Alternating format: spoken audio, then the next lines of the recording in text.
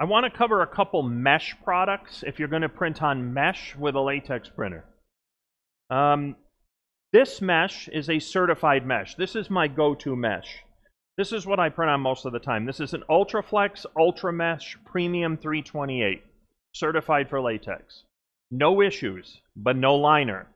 You use the ink collector and you print onto the mesh. There's no liner. The ink goes into the ink collector. This is how I recommend dealing with mesh. This prints effectively just like a banner. And think of it almost like a banner with holes in it. And then you can use this mesh for any mesh applicable things like outdoor fencing. The idea of the holes is that air passes through it and it doesn't have to be as strong. They use it a lot for, visual effects, especially hanging on buildings and things like that, where the people inside need to see out. And then you can also see the image, especially at a distance. Mesh is widely used. This 328 is a certified mesh from Ultraflex, no liner. Here's the thing though. If you have a 300 series printer, a 335 for example, or a 315, well, you don't have a mesh kit. You don't have the ink collector. If you were to print on that mesh, it's going to go all over your platen. In that case, you need a liner. And a linered mesh has some different expectations.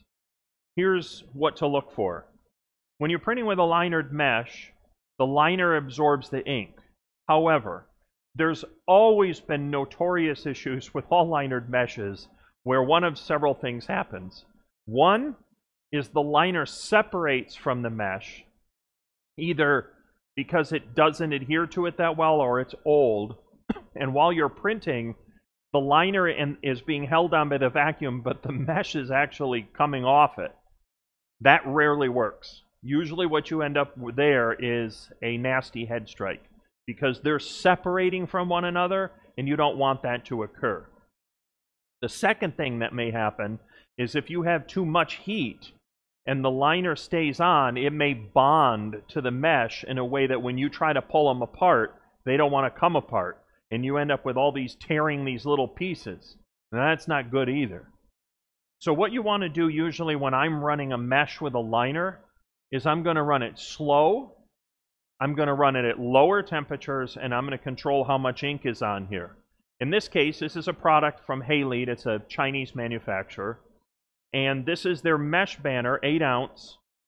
I ran this at 12 pass with probably 110% or 100% ink, and I lowered that temperature. Now here's the challenge.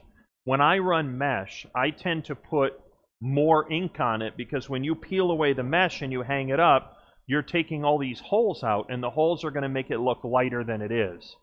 So usually with things like window perf and mesh, when you have a hold substance, substrate, I tend to want to put more ink down. I want to put 150% ink on this if I can. But then you got to keep in mind, because you don't want the liner to bond to the mesh, you have to lower the temperature. So there may even be a call for doing something like this at a higher ink load, almost treating it like halfway to a backlit, but then you've got to run it slow because you can't put that heat on it. If you do, you're going to fuse the liner to the mesh, and that's not going to work either.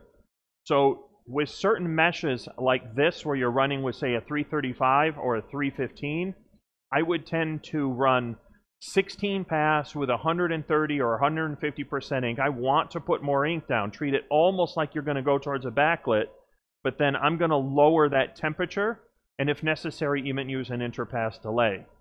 If need be, I will run 12 pass with a high interpass delay and a higher ink load so that I can achieve my goal while still keeping a low temperature, so that when this is finished, I can peel away the liner. I got a nice rich ink load, but it also doesn't stick to the mesh. Okay, just some things to consider about linered mesh. If you can, and you have a 365 or a 500, this unlinered 328, no liner. Definitely make your life easier.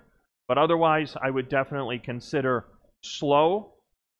If you need to, put some extra ink on it, and you want to be careful that you don't either separate the liner or bond the liner. Both of those are undesirable. And if you separate the liner, you'll know what I mean, because it makes it almost impossible to get through the printer.